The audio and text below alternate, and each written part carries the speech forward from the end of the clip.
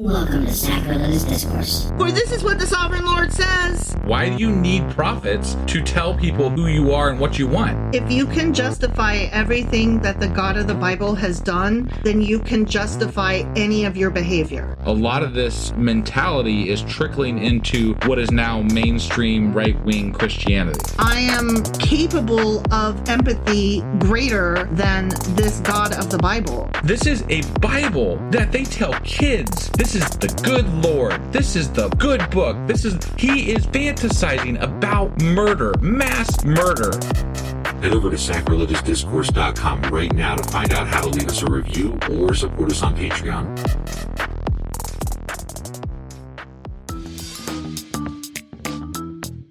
Hey there, sinners and saints. It's your favorite Bible-bashing duo from Sacrilegious Discourse, and we need your help. That's right, folks. We're raising funds for some heavenly equipment and a studio that doesn't sound like it's in the depths of hell. Our current setup, let's just say it's more apocalypse than audiophile. So if you want to hear us dissect the Bible without the background noise of demonic squirrels, chip in a few bucks. We're aiming for $5,000 to upgrade our audio and build a studio worthy of blasphemous banter.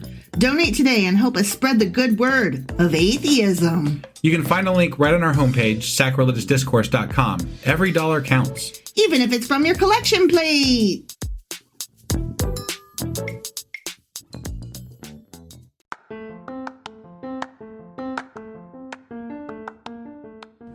Welcome to Sacrilegious Discourse. I'm husband. And I'm wife. Together, we're reading the Bible for the very first time. We grew up without religion and wanted to know what all the fuss was about. Well, what have we learned so far? That God is a dick, and apparently some people believe in talking donkeys. We're not trying to pass ourselves off as experts. Nope, we're just reading the Bible for the first time and giving our first take reaction. If you'd like to join us in this venture, you might consider starting at episode 1. Otherwise, jump in wherever you like. All right, let's go read the Bible. Yeah, let's get to it. Husband! Wife! Do you remember what the hell we did on Friday and where the hell we are today? Well, on Friday we read Ezekiel chapter 20. Sure as fuck did. And in that episode, Ezekiel had the elders in front of him again. Like he was meeting with them, I guess. Because they're always like, what did God say? Right, yeah. And God was like talking through Ezekiel, obviously, because that's the way that God does, you know. He was like, tell him I said talk to the hand. Right, yeah. And God was recounting how he led them out of, Egypt, and then they fucked him over because they worshipped other gods. And he's like, fine, you can sort of live sometimes. And then he was like, but then later on, he was going to let them into the promised land, but then they still kept worshiping idols. And he was like, I was going to fuck them up, but then I didn't. And then I let them in anyway. And why wouldn't he kill them? Because he was worried about what the neighbors would think. Yeah. I mean, as you do, you got to worry about what the neighbors think. You got to keep up with the Joneses, Yeah, you got to do what you got to do. Egyptians would think that he was evil. Right. But he did say, I am withholding, I'm reserving the right to enact judgment on you at some point in the future. But then I'm also going to restore you guys too. So like, I'm going to kill you and then I'm going to make you better. And so that seems to be the entire theme of the Old Testament. Yes. And it was all wrapped into that chapter. And that's what that one was about. It's true. Yeah. You got it. Before we get into what today is going to be, though, I do have an announcement to make. And as you probably all know already, we are in the midst of a Patreon drive, and we are trying to get to a level of $400 per month to take care of some of the needs that we need to get done for our podcast. That being said, we have a new patron. What? Yeah. So our new patron is Runghiled. Yes. I hope we pronounced that right. We did look up pronunciation. Because Scandinavian? It is Scandinavian. Yeah. So, and we were very confused as to how to pronounce it when we saw it. So Runghiled. I love it. So, thank you so much for supporting us. Thank you so much from the bottom of our hearts. Yeah, no, it means the world. And, this whole response that we've gotten from people when we've asked for this help has been absolutely incredible. Mm-hmm. Like, I mean, we really appreciate you guys taking the time out of your day to visit our site and go over and actually take the time to support us. I mean, I know, it's not easy doing that. You have to to specifically make the steps to do it. So thank you so much. It really means the world to us, and it helps us out more than you will ever know. And we just can't say thank you enough. So thank you. Runghild, thank you so much for your support, and we hope to hear from you soon. And feel free. We would love for you to join us on our Discord on Tuesdays. Actually, that goes for everybody because honestly, we probably talk the most. That's where we have our just normal chats with fans. That's where we hang out. That's where we hang out. If we hang out anywhere, that's where we hang out. Yeah. So Discord is where it's at. And I'm trying to be better about actually checking in even on non-Tuesday talk times. Right. And it's kind of a thing. So come talk to me and make me talk to you. Yes. Tag wife. Make her come to the Discord channel. Get me to the table. Yeah. Yeah. So anyway, we just got done reading on Friday Ezekiel chapter 20, which means that today we're getting into Ezekiel chapter 21. All right, let's do this. Okie dokie.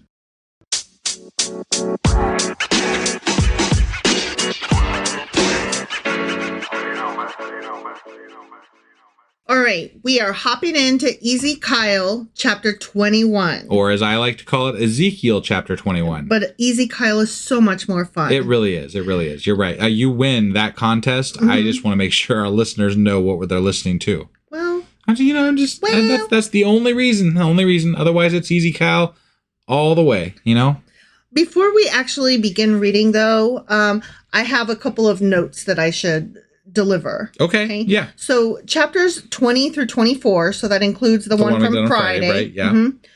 They offer further predictions regarding the fall of Jerusalem. So I think I said that on Friday as well. These are like a section unto themselves. Okay. And so we're in the middle of that now. Got it. Okay. Yeah. This particular chapter also includes a prophecy against the Ammonites. That's beside the point. This has been called the sword song, or the prophecy of the sword. Ooh. On account of its detailed mentions of sword of the Lord. The sword of the Lord. We've talked about the sword of the Lord before. And I'm excited about this. Yeah, he's got a sword and he's going to poke you with it. Yeah. Yeah, he is. Do you remember that skit with he's one of your favorite guys from SNL, which guy from SNL? The guy that lives in his mom's basement. What the hell's his name? He dated lots of girls. And Pete Yes. Pete Davidson. Yeah. Yes. Do you remember the skit where he was like on and he would go, okay. Yeah. And he had the sword and he was like on like a fantastical adventure or whatever, and like he's like, okay. And like just the whole way, it was great. It was great. I'm sorry. I'll have to put a link in the show notes for that, because I am doing it no justice here. Here's the thing with Pete Davidson.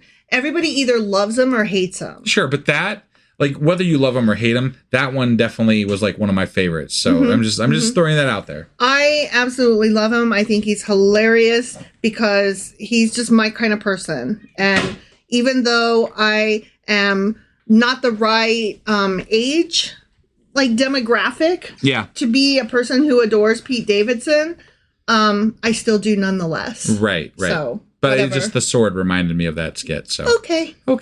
Yeah. Okay, ready? Yeah. The word of the Lord. Okay.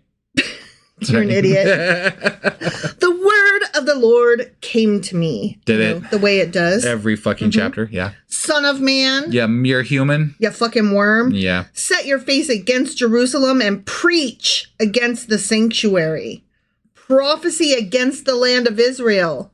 And say to her, prophecy against your own land. Yeah. This is gross. Right. And say to her, this is what the Lord says. I'm against you. I wish you were against me. Oh, yeah.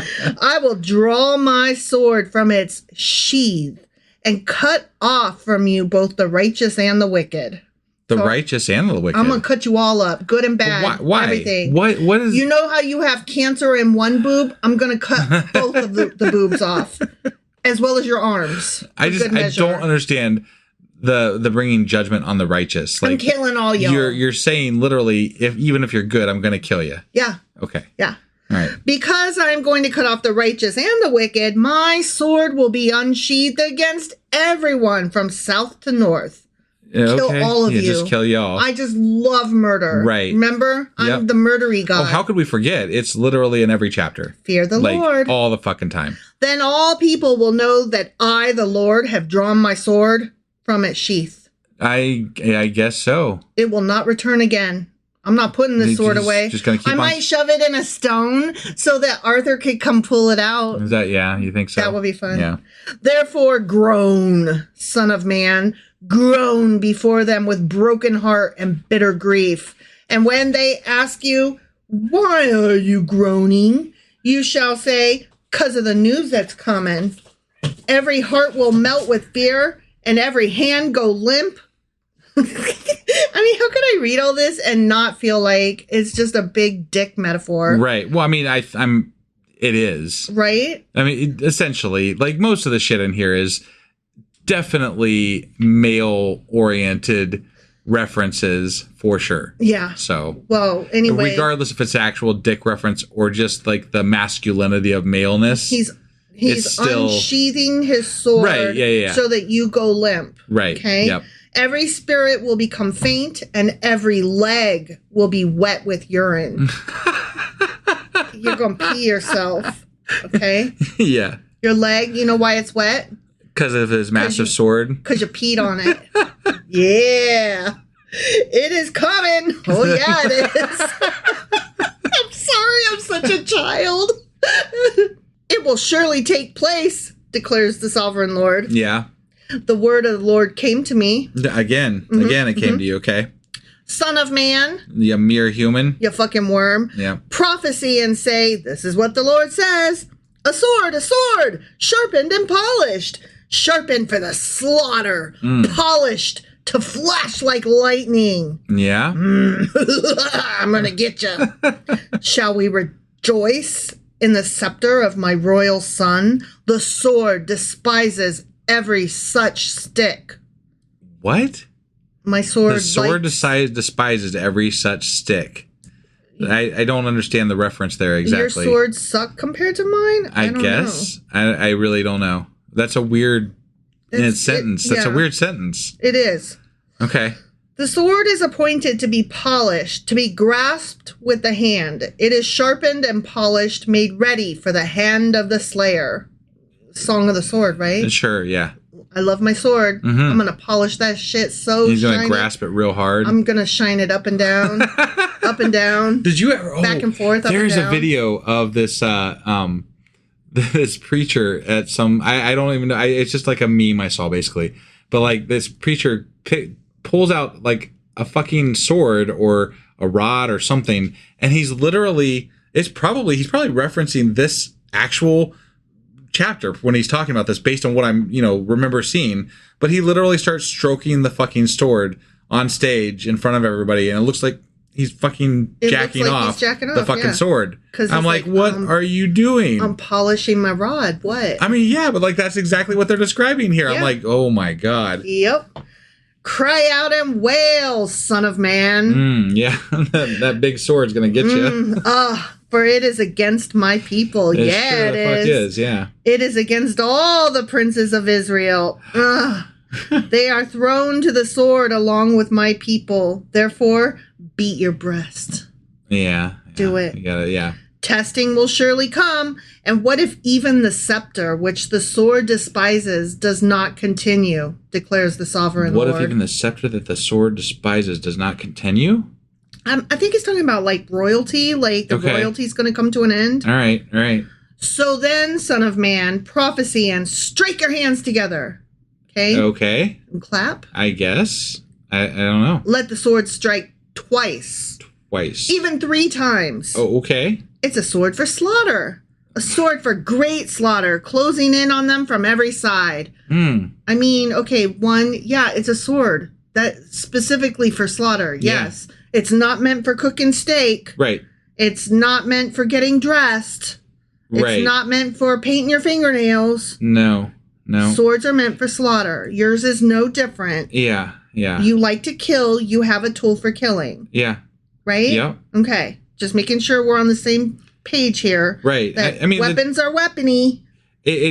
look, I mean, we've been joking a lot through this episode because, the references just kind of ring true for phallic references and what have you. So, but the truth is that this is still a gross, just symbolism for murdering fuck tons of people. I like to murder. Fear the Lord. Yeah. And this is just disgusting. Like the fact that they view religious practices as a reason to murder people. And this is let's not kid ourselves. That's what's happening here. Right. If you don't do these specific religious practices, you deserve to die. Yeah. That is exactly. And it's sickening because these, and I know, I say this all the time, but these same ideas are percolating back into society. And it's just not good. It's very not good. And I'm not, this is part of the reason why we wanted to read this book, because we wanted to understand where these disgusting ideas are coming from. And here it is. These are the disgusting ideas. I love my sword. Really? Because Americans love their guns. Right. Yeah. It's almost a direct correlation between this and guns, right? Swords, guns, whatever. We all like to kill everybody. Not only that, and specifically the idea that you have the right and moral stance to murder people, the moral duty for not obeying God, right? Whatever that obeying is to you, for any one person who possesses a weapon that day. Yeah. So that hearts may melt with fear and the fallen be many, I have stationed the sword for slaughter at all their gates. Look, it is forged to strike like lightning. It is grasped for slaughter. I see. Okay. Slaughter, kill. Yeah. Okay? Yeah. Making sure you understand it. Right. If I say it often enough, then I think he has said it often enough. Me too. I'm going to just say that right now, that he has said it often enough. Oh, this part's fun. We're going to do the hokey pokey. Ready? We're going to turn ourselves around. Slash to the right, you sword. Then slash to the left, wherever your blade is turned. Yeah. To the right, to the left. Yeah. Right. I too will strike my hands together, and my wrath will subside. I, the Lord, have spoken. It will subside, huh? The word of the Lord came to me. Wait, this is still the same chapter, right? Yeah. Where the word of the Lord has come to Ezekiel like 3 fucking times in this chapter. The third time now, yeah. We have to keep mentioning that we can't just continue the story. These are separate instances, apparently, that the word has come to him. Never forget. Okay. It's always the Lord. Yeah. Son of man. You mere human. You fucking worm. Mark out 2 roads for the sword of the king of Babylon to take, both starting from the same country. So we're doing more play acting dollhouse. Okay. Yeah. Make a signpost where the road branches off to the city. Mark out 1 road for the sword to come against Rabbah the Ammonites, and another against Judah and fortified Jerusalem. For the king of Babylon will stop at the fork in the road at the junction of the 2 roads to seek an omen. He will cast lots with arrows. He will consult his idols. Hold on. He will examine the liver.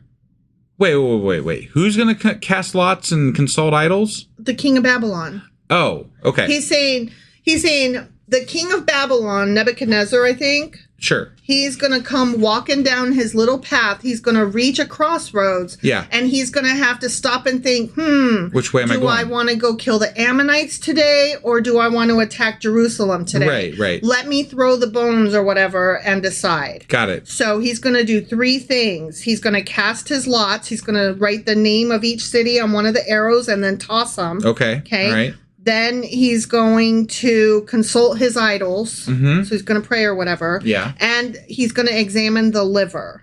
Okay. So he's going to okay.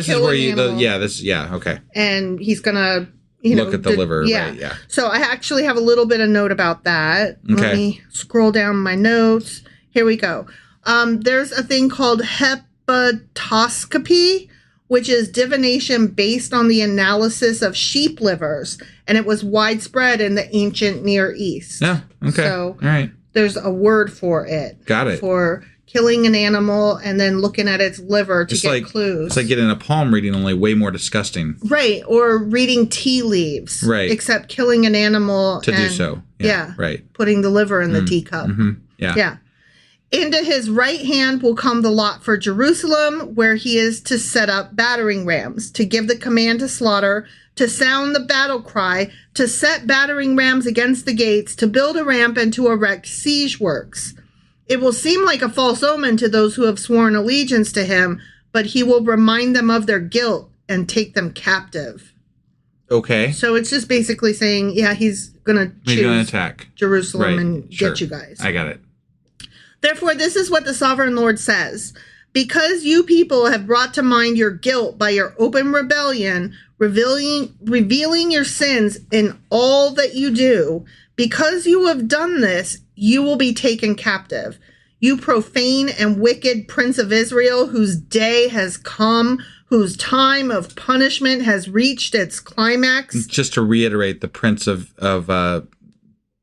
Judah at this point is Zedekiah. King Zedekiah. The King Zedekiah, yeah. right. But they always refer to him as the Prince. In this book, anyway. In this book, because since he was placed there by the Babylonian king, they say that he's not the true king. Right, which strikes me a little bit insofar as, like, Ezekiel is either playing a political game here too, like by writing down that he is a prince, or at the very least, this was edited by the Babylonians or something. You know, like something happened to make that wording change to where he's not a king versus, you know, he's a prince. Let's not forget that Ezekiel is in Babylon. Right. No, so that's how they would refer to him. That's how the Jews in Babylon would refer to him. Right. Because they're not in Jerusalem. So they're like, that is not the king. Like, what the fuck's going on down there? Okay. All right. So Fair enough. They're like, the last we knew, I think, Joachim or whatever. Was the king. And they're like, that's the king. This is just a little fucking play prince. Got it. Okay. So just wanted you to kind of have that perspective that they're not right there where it's happening. They're actually in captivity. But again, he's saying the words of the Lord, and you would think that the Lord would be able to get that wording correct between Jeremiah and Ezekiel, right? Yeah. But it's not. It's different. Right. Because it's not God. It's two different dudes playing two different political games. Yeah, because these are literally the words of God, right? Whereas the words of God, when Jeremiah said them, it said king. Yeah. So, I mean, there is no correlation between how God is talking to one prophet to the other at the same exact time, which to me debunks the whole fucking thing anyway. Yeah. Like right there, that alone is just stupid. Yeah. So God is the one talking to you? No, bullshit. Right. You're talking to your fucking self. Yeah. Yeah. Yeah, these two dudes were playing different games in different cities. Yeah. And their words did not match. Right. They matched enough to put in the Bible, but they didn't match enough to actually make logical sense. Right. Right. So. This is what the sovereign Lord says. Take off the turban, remove the crown. It will not be as it was. The lowly will be exalted, and the exalted will be brought low. A ruin, I will make it a ruin. The crowd will not be restored until he to whom it rightfully belongs shall come. To him I will give it. Okay. And that's either Jesus, if you're a Christian, hypothetically, or Zombie David line of people, if you're Jewish, maybe, or just some random person at some point. Well, it was Cyrus at one point, too. Yeah. Because, like, he was considered that savior of Judaism or whatever, too. Yeah. Just depends. Yeah, it depends on who you're asking and what time frame it is and whatever. Yep. Somebody yet to come that we don't know. Somebody yet to come, yeah, sure. All right, now we're moving to that Ammonite section. Okay, yeah. So we're off that now. Got it. Okay? Yep. And you, son of man. Yeah, mere human. You fucking worm. Prophecy and say, this is what the sovereign Lord says about the Ammonites and their insults. A sword, drawn for the slaughter, polished to consume and to flash like lightning. Okay. Okay, he's going to kill Ammonites now. We love killing people. Despite false visions concerning you and lying divinations about you, it will be laid on the necks of the wicked who are to be slain, whose day has come, whose time of punishment has reached its climax. I'm not really sure why we, in the Bible, right here, when we're talking about God's judgment, care about the destruction of the Ammonites, right? Same, yeah. Because ideally, hypothetically, we already destroyed them earlier in the Bible. And moreover, it's not really relevant because it's not the Jewish people that are destroying the Ammonites. It's God through Babylon. Right. And therefore highly unrelevant to the whole story. The only thing that I can kind of draw from it is this particular book of the Bible has been very interested in how the Jews of that time came into being. So they talked about their early Ammonite and Midianite and all of that from the Canaanites, right? Yeah. He talked about that a couple of chapters ago about how they came into being as the people they are today. Right. And so it strikes me that he's like, I'm going to kill your mama. Okay. All right. Maybe there's some, because he did refer to them as, your father was, I forget what team, and your mother was the Ammonites. Yeah. And so now he's basically saying, I'm going to kill you. I'm going to kill your mama. I guess. I'm just putting it out there that maybe that's where he's going. I just feel like this is an unneeded portion in the Bible. Totally agree. Totally agree. Right. I'm stretching to try to find any kind of literary reason for it. Yeah. And that's the only thing I could come up with. Sure. But on the face, I totally agree with you. Right. Let the sword return to its sheath. Oh, I thought it wasn't going back in its sheath. Yeah, he said that at one point. In the place where you were created, in the land of your ancestry, I will judge you. All right. Oh, damn. All right. I just had to read 2 more sentences. Yeah. I will pour out my wrath on you and breathe out my fiery anger against you. I will deliver you into the hands of brutal men skilled in destruction. You will be fuel for the fire. Your blood will be shed in your land. You will be remembered no more, for I, the Lord, have spoken. Guess what happened? We still remember them. We still remember them. They're right there. We're talking about them today in 2024. Yeah. So I guess that didn't work out so well for God. We still remember them because you wrote that down. Right, yeah. If you wanted to forget them... You shouldn't have written it down. You should have not written it down, Yeah. So I guess that didn't work out so well. Nope. All right. Do you remember the Ammonites? I do, actually. I do. Me too. I do. Yeah. Me because too. I just heard about them just now. Again. Yeah. Some more. Yep. So you got anything else for us today? Absolutely not. Absolutely. Okay. All right. Great. That was Ezekiel chapter 21. Sure as fuck was. Which means that we will be back tomorrow with Ezekiel chapter 22. All right. We'll see you then. Bye.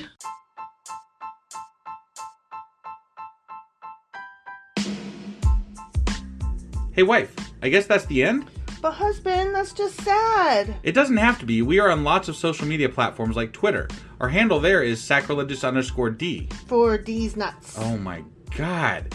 Stop doing that. Anyway, we're also on Facebook, Instagram, and Pinterest. There's a link to all of our social media sites at our website. Ooh, we have a website? Yeah, it's sacrilegiousdiscourse.com, where you can also find a link to our merch shop. We have a merch shop? Yep, we have podcast-themed clothing, mugs, notebooks, and more, as well as an atheist and science-themed products. Wow, our fans should really go check that out right now. Definitely. They can get in touch with us by sending an email to sacrilegiousdiscourse@gmail.com. But before they do that, we could really use some help. Oh yeah? With what? Well, it's not free running the podcast, and we need some financial support in order to get better equipment, which will free up time so we can concentrate on our podcast and our fans. Okay, so what should they do? Head over to patreon.com/sacrilegious discourse and sign up as a contributor on our podcast. Supporters there receive additional bi-weekly episodes that we record just for our Patreon members for as little as $2 a month. Also, we'd really appreciate it if you would like and subscribe on whatever platform you're using. And Apple Podcast reviews help us out tremendously.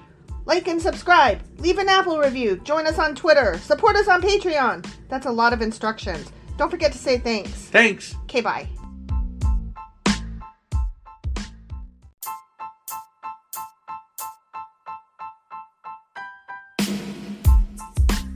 Hey, wife, I guess that's the end?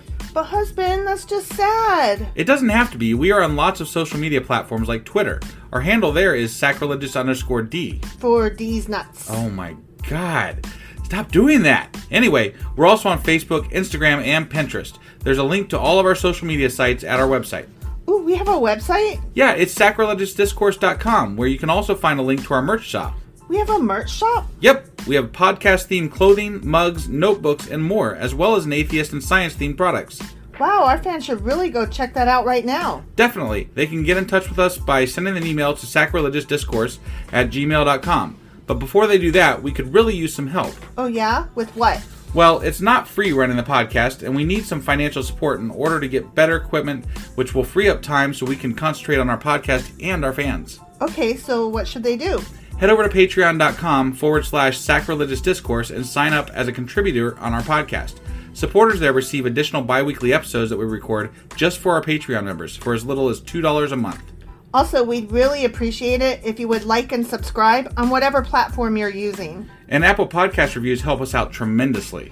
Like and subscribe. Leave an Apple review. Join us on Twitter. Support us on Patreon. That's a lot of instructions. Don't forget to say thanks. Thanks. Okay, bye.